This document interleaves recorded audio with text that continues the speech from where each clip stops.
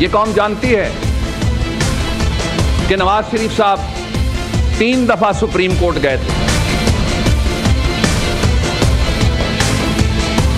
आज वो जमहूरी सदर को गद्दार कह रहे थे। उन्होंने सिर्फ मच्छरों की शिकायत की और खुर्दोनोश की हस्बे आदत शिकायत कर दी।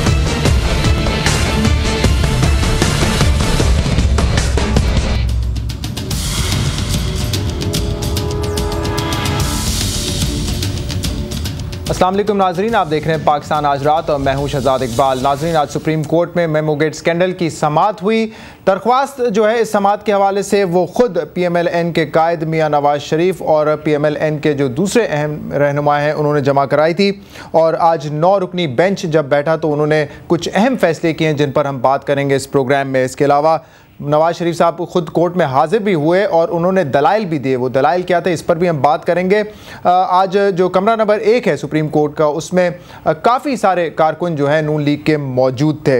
नाज़रीन, ये मेमो गेट स्कैंडल है क्या, इसका आगाज़ जो है 2 मई के बाद किस तरीके से हुआ, इसकी पूरी एक टाइमलाइन हमने तैयार की है। तो पहले इस टाइमलाइन पर नज़र डालते हैं, इसके बाद जो है गुफ्तगू को आगे बढ़ाएंगे।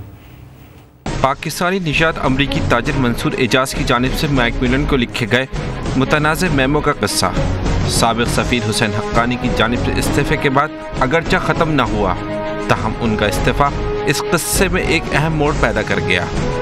मेमो गेट स्कैंडल के मंजर आम पर आने के बाद से अब तक अगरचे कई एक सवालात जवाब तलब हैं, मगर इस कज़िये की हसासियत में लम्हा ब लम्हा इजाफा हो रहा है। आइए नज़र डालते हैं कि मेमो गेट स्कैंडल में कब क्या हुआ। 2 मई रात की तारीकी में अमरीकी फ़ौज ने एबटाबाद में ऑपरेशन करके अलकायदा के सरबरा उसामा बिन लादेन को कत्ल कर दिया। 10 मई एक खुफिया मेमो गैर सरकारी ज़राए के ज़रिए अमरीकी फ़ौज के सरबरा माइक मोलन को भेजा गया, जिस पर दरख्वास्त की गई कि पाकिस्तान में मार्शल लॉ की सूरत में अमरीका मुदाखलत करे। 10 अक्टूबर फाइनेंशियल टाइम्स में पाकिस्तानी निजात अमरीकी बिजनेसमैन मंसूर एजाज के नाम से मंसूब कॉलम छपा, जिसमें उन्होंने खुफिया मेमो के मकसद को बयान किया। 22 अक्टूबर DGISI lieutenant general Shuja Pasha ने लंदन में मंसूर एजाज से मुलाकात की। 16 नवंबर वज़ीर आज़म गिलानी, जनरल कियानी और सदर जरदारी ने ऐवान सदर में खुफिया मेमो के मामले में मुलाकात की। 17 नवंबर मंसूर एजाज ने तस्दीक की कि हुसैन हक्कानी ने एडमिरल माइक मोलन को पैगाम पहुँचाने के लिए उनकी मदद हासिल की। 19 नवंबर हुसैन हक्कानी को इस्लामाबाद वापस आने का हुक्म दिया गया। 20 नवंबर मंसूर एजाज ने मेमो स्कैंडल में सदर जरदारी के मुलव्वस होने की नफ़ी की। 21 नवंबर पेंटागन ने तस्दीक की कि अमरीकी कौमी सलामती के साबिक़ मुशीर जनरल जेम्स जोन्स ने एडमिरल माइक मोलन तक मेमो पहुँचाया। 22 नवंबर हुसैन हक्कानी ने इस्तीफ़ा दे दिया। 23 नवंबर शहरी रहमान को अमरीका में पाकिस्तान की नई सफ़ीर मुकर्रर कर दिया गया। 25 नवंबर समाजी राब्तों की वेबसाइट ट्विटर पर हुसैन हक्कानी ने मंसूर एजाज के साथ लंदन में मुलाकात की तरदीद की। 28 नवंबर सुप्रीम कोर्ट ने मेमो गेट स्कैंडल पर मियां नवाज शरीफ की दरख्वास्त इब्तिदाई समाअत के लिए मंजूर कर ली। 1 दिसंबर सुप्रीम कोर्ट ने मेमो स्कैंडल केस में सदर जरदारी, आर्मी चीफ और ISI के सरबराह समेत तमाम फरीकैन से 15 रोज़ में जवाब तलब कर लिया। हुसैन हक्कानी को बैरून मुल्क जाने से रोक दिया गया। जी नाज़रीन, आपने टाइमलाइन देखी इस मेमो गेट स्कैंडल की। आज जब मियां साहब ने अपने दलाइल का आगाज़ किया सुप्रीम कोर्ट में, तो उन्होंने सबसे पहले ये कहा कि परवेज़ मुशर्रफ ने पाबंदी लगाई थी सुप्रीम कोर्ट पर और जजेस पर, जिसका उनको निहायत अफसोस है। जिसके जवाब में पहले तो चौधरी मोहम्मद इफ्तिखार साहब ने ये कहा कि उनकी ये खुशी है उनको कि इतनी मेहनत की गई और जुडिशरी को बहाल किया गया, लेकिन फिर उन्होंने हुक्म दिया नवाज शरीफ साहब को कि जो दरख्वास्त में उनके पॉइंट से दलाइल उसी हवाले से दिए जाएं। नवाज शरीफ ने अपने दलाइल में ये भी कहा कि अपोजिशन लीडर को पार्लियामेंट में बात नहीं करने दी जाती और जो मुतफ़क्का करारदाद पास होती है पार्लियामेंट की जानिब से उस पर भी अमल दरामद नहीं होता। इसके अलावा मियां नवाज शरीफ ने अपने दलाइल में ये भी कहा कि मेमो का मामला जो है वो मुल्की सलामती के ख़िलाफ़ है, चुनाचा तमाम फ़रीक़ैन को नोटिस जारी किए जाएँ और अदालत में तलब किया जाए। नवाज शरीफ साहब ने यह भी फरमाया अपने दलाइल में कि हुसैन हक्कानी साहब अपनी मर्ज़ी से इतना बड़ा कदम नहीं उठा सकते, इसलिए तमाम फरीकैन को अदालत में तलब किया जाए। जब ऑर्डर जारी किया गया सुप्रीम कोर्ट की जानिब से तो उसमें उन्होंने कहा है कि सख्त एक्शन लिया जाएगा जो लोग इसमें इन्वॉल्व हैं। 15 दिन दिए हैं तहरीरी जवाब दायर करने के लिए, जिसमें जवाब जो है प्रेसिडेंट आसिफ अली ज़रदारी साहब को, प्राइम मिनिस्टर यूसुफ रज़ा गिलानी साहब को, ISI चीफ और चीफ ऑफ आर्मी स्टाफ साहब को जवाब दायर करना होगा। इसके अलावा एक कमीशन भी जो है बनाया गया है जिसकी सरबराही करेंगे फॉर्मर DG FIA तारिक खोसा साहब। इस हवाले से बाबर अवान साहब ने बड़ी तफसीलन बात की है और दूसरे जो इशूज़ हैं उनको भी टच किया बाबर अवान साहब ने। जब ये समाअत ख़त्म हुई इसके बाद प्रेसिडेंट आसिफ अली ज़रदारी साहब ने पाकिस्तान पीपल्स पार्टी के अहम रहनुमाओं से मुलाकात की और नज़रसानी की गई मेमो स्कैंडल केस की समाअत पर। यूसुफ रज़ा गिलानी साहब से भी उनकी मुलाकात हुई और उस मुलाकात के थोड़ी देर बाद बाबर अवान साहब ने, फिरदौस आशिक अवान साहिबा ने, खुर्शीद शाह साहब ने और कमरुज़्ज़मा साहब ने एक प्रेस कॉन्फ्रेंस की। उस प्रेस कॉन्फ्रेंस में उन्होंने जो है इस समाअत को जो अहम नुकात हैं उसको मुस्तरद किया। जो कमीशन बनाने की बात की है सुप्रीम कोर्ट ने उसको भी मुस्तरद किया। मज़ीद बाबर अवान साहब ने क्या कहा वो भी आपको सुनाते हैं। आज के पाकिस्तान को नहीं सुना गया। आज विफाके पाकिस्तान को नोटिस जारी करने से पहले इफेक्टिव ऑर्डर जो मांगा जा रहा था 8 कॉन्स्टिट्यूशनल पिटीशंस के अंदर, वो पास हुआ। There is only one piece of legislation in Pakistan under which a commission can be constituted, and that empowers only one institute, only one organ, only one limb of the trichotomy of power, which is the executive authority, to appoint a commission.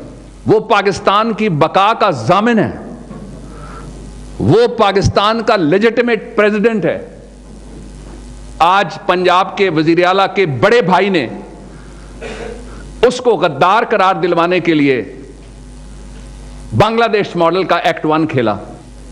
Pakistan की कौम जानती है कि नवाज शरीफ साहब 3 दफा supreme court गए थे। पहली दफा उस वक्त जब वो तौहीने अदालत के मुल्जिम थे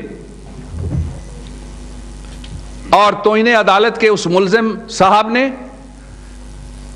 अपनी उस पेशी का इस तरह से सुप्रीम कोर्ट जो उस वक्त का था उससे बदला लिया कि चंद घंटों के अंदर तौहीने अदालत को तजलील अदालत और तकसीम अदालत और तनसीख अदालत में तब्दील कर दिया। ये खोसा साहब तो वही है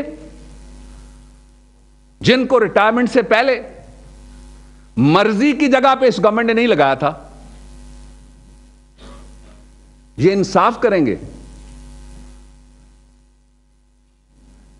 ये इंसाफ करेंगे।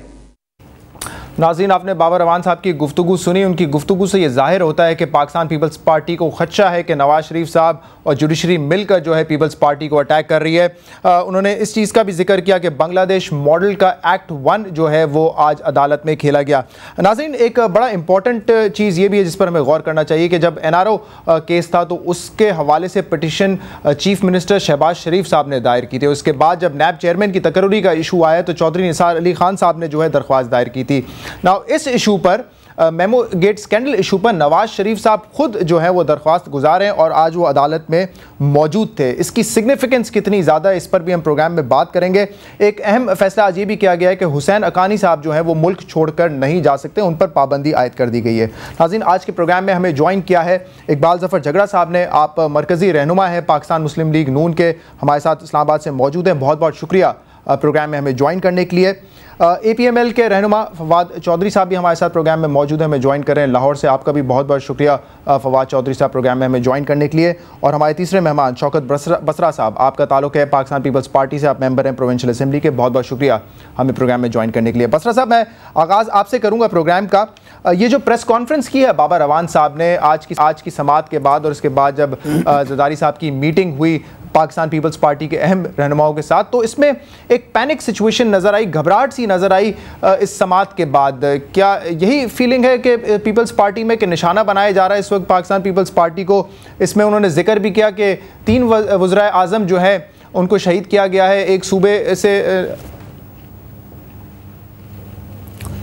शहजाद, पहली बात तो यह है कि घबराहट और डरने वाली बात पाकिस्तान पीपल्स पार्टी की डिक्शनरी में नहीं है। शहीद जुल्फ़िकार अली भुट्टो से लेके ऑनवर्ड तक आप देख लीजिए, हमारा कुर्बानियों का सिलसिला, फांसियों का सिलसिला, कोड़ों का सिलसिला, जेलों का सिलसिला, ये हमारी फितरत में नहीं है डरना किसी से या झुकना किसी से। लेकिन बात जो आज डॉक्टर बाबर अवान साहब ने प्रेस कॉन्फ्रेंस में कही, देखिए मैंने आप पिछले दिनों भी आपके प्रोग्राम में हाज़िर हुआ था, ये यहाँ पर जो दो रिलीफ बरादरान हैं, मियाँ बरादरान जिनको मैं बरादरान कहता हूँ, यहाँ पर मुस्लिम इंसाफ हो रहा है और पीपल्स इंसाफ हो रहा है। गुजारिश ये है कि आज का फैसला जो है, देखिए तमाम इदारे जो हैं अपनी डोमेन में रहेंगे, तो 1973 का जो कॉन्स्टिट्यूशन है जिसकी बात चीफ जस्टिस साहब भी कहते हैं कि आइन की जो है वो सुप्रामेसी होगी। आइन की सुप्रामेसी में तो ट्राइकॉटमी ऑफ पावर है, जिसमें पार्लिमान भी है, जिसमें एग्जेक्टिव भी है, जिसमें जुडिशरी भी है। और अगर हम लोग अपनी अपनी हदूद में रहकर काम करें, और आज जो फैसला सुनाया गया है वो इतना अनहर्ड डिसीजन है कि जिसके खिलाफ फैसला सुनाया गया है, ना उनको तलब किया गया, ना उनको समन किया गया वफाक को। और दूसरी बात, जहाँ तक कमीशन बनाने का इख्तियार है वो भी आईने पाकिस्तान में बहुत क्लियर है। अभी फवाद भाई बैठे हैं जो कि मेरे से बेहतर कानूनदान हैं। बात यह है कि 1956 का एक्ट है, इंक्वायरी कमीशन एक्ट, जिसके ताबे ये सिर्फ और सिर्फ अगर किसी का इख्तियार है, किसी को प्रेरोगेटिव है, तो वो चीफ एग्जेक्टिव हैं पाकिस्तान के, प्राइम मिनिस्टर ऑफ पाकिस्तान, जो कमीशन बनाने का। अच्छा, इस पर जो है मुख्तलिफ आ रहा है, क्योंकि मैंने कुछ कानूनदान को सुना है कि सुप्रीम कोर्ट के पास ये इख्तियार मौजूद है कि वो कमीशन बना सकता है, और उनके पास ये भी इख्तियार मौजूद है कि वो किसी को भी उसका सबरा भी बना सकता है उस कमीशन का। तो इस पर मुख्तलिफ आ रहा है। मेरे ख्याल से ये आप एक दो दिन जब डिबेट होगी तो आपको इसका इल्म हो जाएगा। शहजाद, मैं सिर्फ एक दो बातें करूंगा, फिर आप बाकी जो हमारे भाई बैठे हैं उनसे बात कीजिएगा। अब शहजाद, बात सिर्फ इतनी है कि आप देख लीजिए कि आज 3 साल हो गए हैं कि, और यहाँ पे पिटीशंस किनके खिलाफ चल रही हैं? सिर्फ पाकिस्तान पीपल्स पार्टी के खिलाफ। और वो जो और नए केसेस, अच्छा मैं बसरा साहब, मुझे पता है ये एक पुरानी डिबेट है आपकी जानिब से, लेकिन मेरा एक सवाल है मुख्तसर सा, ताकि मैं डिबेट को जो है स्टार्ट करूँ और दूसरे मेहमानों को भी मैं इस डिबेट में शामिल करूँ। मसला क्या है? आप खुद समझते हैं कि जो कंटेंट है इस मेमो का वो कंट्रोवर्शियल है, पाकिस्तान की सलामती के खिलाफ है, आप खुद चाहते हैं उस पर तहकीक हो, तो अगर सुप्रीम कोर्ट इसके हवाले से तहकीक करती है, कोई कमीशन बनाती है, तो इसमें हर्ज क्या है आप लोगों को? देखें, अगर तो आप जमहूरियत की बात करते हैं, आप आइन की बात करते हैं, जब एक पार्लिमान मौजूद है, पार्लिमान का जब एक कमेटी, कौमी सलामती कमेटी मौजूद है, जो कि तमाम जितनी पॉलिटिकल पार्टीज हैं उनके नुमाइंदों पे मुश्तमिल है, और उसको हेड कौन कर रहे हैं? रज़ा रब्बानी साहब, जिनकी इंटेग्रिटी, वो 18th अमेंडमेंट हो, वो हकूक़ बलोचिस्तान हो, वो NFC हो, और ये सब मानते हैं उनको। लेकिन मियाँ बरादरान की हमेशा से ये फितरत रही है कि इदारों के पीछे छुप कर सियासत करते हैं। हम ये कहते हैं कि जब एक कमेटी बन चुकी, और फिर अब किसको बना रहे हैं?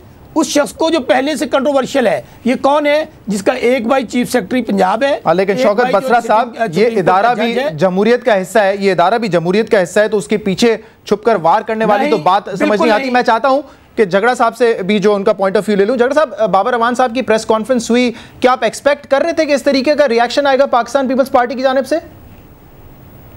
शुक्रिया जी। मैं बसरा साहब की बातें मैंने सुनी, और यकीनन वो अपनी जमात की सपोर्ट में ही बात करेंगे।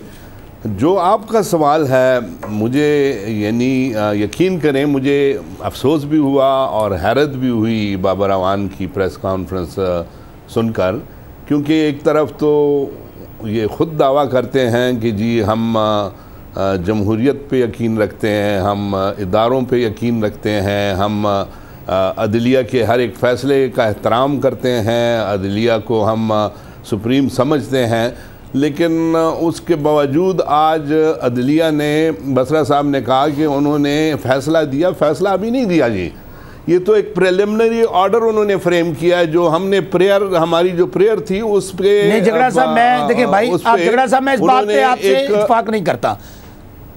जी झगड़ा साहब, बाकायदा एक आज जब कमीशन बना दिया, आपका नंबर आएगा ना बसरा साहब, ये देखें इस तरह नहीं करते। जब आपका नंबर आएगा आप कह लें, मैंने आपकी जब बात हो रही थी, झगड़ा साहब आप फरमाइए।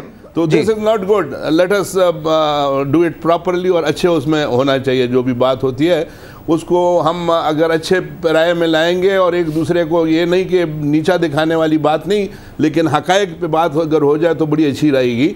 और वो यही है कि मैं समझता हूँ कि जिस सुप्रीम कोर्ट हमारी जो अदलिया है आज उसको हम तस्लीम करते हैं कि पाकिस्तान में बहुत अरसे बाद एक आज़ाद अदलिया आई है और इस अदलिया को आज़ाद करने में इनका हमारे साथ पूरा शेयर है, और बल्कि ये क्लेम करते हैं कि अदलिया को हमने आज़ाद किया है। हम इनके साथ इस पर भी लड़ाई झगड़ा नहीं करते कि किसने इनको रिस्टोर किया है और किसने आज़ाद किया है। चलें ये भी क्लेम करते हैं, हम कहते हैं ये जो हमने मिल के जदोजहद की थी इस मुल्क में अदलिया की बहाली के लिए और मुल्क में जमहूरियत की बहाली के लिए, तो वो ARD के प्लेटफॉर्म से हमने मिल के की थी, इसलिए इस पर हम इनसे बहस नहीं करते। लेकिन अब जब अदलिया आ गई है और वही अदलिया जो इन्होंने रिस्टोर कराई है, उस पर ये कैसे कहते हैं कि जी ये नवाज शरीफ साहब या शहबाज शरीफ साहब की बात सुनेंगे और इनकी बात नहीं सुनेंगे। ये तो एक आज़ाद अदलिया है और वो अपना, मैं समझता हूँ कि बहुत बेहतरीन किरदार अदा कर रही है कि आज उन्होंने उस इशू पे जिस पे ये कहते हैं कि वफाक को नहीं सुना गया, वफाक को बिल्कुल मौका दिया गया। अटॉर्नी जनरल साहब को बुलाया गया और उनसे पूछा गया, उनसे ये भी पूछा गया कि आप क्या नहीं चाहते कि इस पे तहकीकात हों, उन्होंने उससे इनकार नहीं किया। और इसी तरह जो है तो बाबर अवान साहब भी बैठे हुए थे, जिसने भी अपनी बात करनी थी वो खुद उठ के गए हैं और चीफ जस्टिस साहब ने हर एक को मौका दिया है, किसी को इनकार तो उन्होंने किया नहीं है कि आप नहीं बोल सकते। तो मैं ये समझता हूँ कि आज जो कार्रवाई हुई है वो यकीनन कोई इस पॉइंट ऑफ व्यू से नहीं हुई कि किसी ख़ास जमात का या किसी ख़ास शख्सियत के लिए की गई है, ठीक है, बल्कि वफाक पाकिस्तान और उसकी जो सोवरेनिटी पे एक धब्बा लग रहा है और अफवाज पाकिस्तान को जिस तरह रिडिक्यूल किया गया है उसके लिए एक बात चली। और इसमें यह भी नहीं कहा गया जिस तरह बाबर अवान साहब ने कहा, ठीक है मेरे ख्याल से, और एक 3 वज़ीर आज़म और सदर पाकिस्तान, हमने किसी का नाम नहीं लिया। ठीक है, मैं चाहूंगा है जी, जो भी रिस्पॉन्सिबल हैं उनको they should be brought to the book. ठीक है, और तमाम फरीकें जो हैं वो अपना तहरीरी जवाब भी 15 दिन के अंदर दे देंगे। तो मेरे ख्याल से इसमें सिर्फ सियासतदान नहीं है, इसमें ISI चीफ भी हैं, चीफ ऑफ आर्मी स्टाफ भी हैं, क्योंकि उन सब का होना जरूरी है आपकी दरख्वास्त के मुताबिक। फवाद चौधरी साहब, ये बताइएगा जो मेमोगेट स्कैंडल है इस पर इस वक्त सियासत हो रही है या फिर आपके ख्याल में इन्वेस्टिगेशन पार्लियामान करे वो भी ठीक है और सुप्रीम कोर्ट भी इसकी तहकीकात कर ले तो उसमें भी कोई हर्ज नहीं है? शहजाद, बात यह है कि हर चीज़ का एक तरीक़ाकार होता है करने का।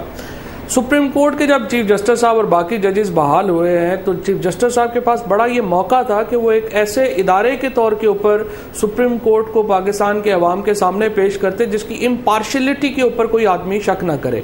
मैं जरदारी साहब का कोई गवर्नेंस का और उनका मैं कोई बहुत मैं समझता हूँ कि अच्छी नहीं है, लेकिन देखें ये क्या इसमें नवाज शरीफ साहब की प्रेयर है कि वो उन्होंने आर्टिकल 6 का ट्रायल मांगा है। क्या हम सदर पाकिस्तान का आर्टिकल 6 में ट्रायल करवाएं सुप्रीम कोर्ट से?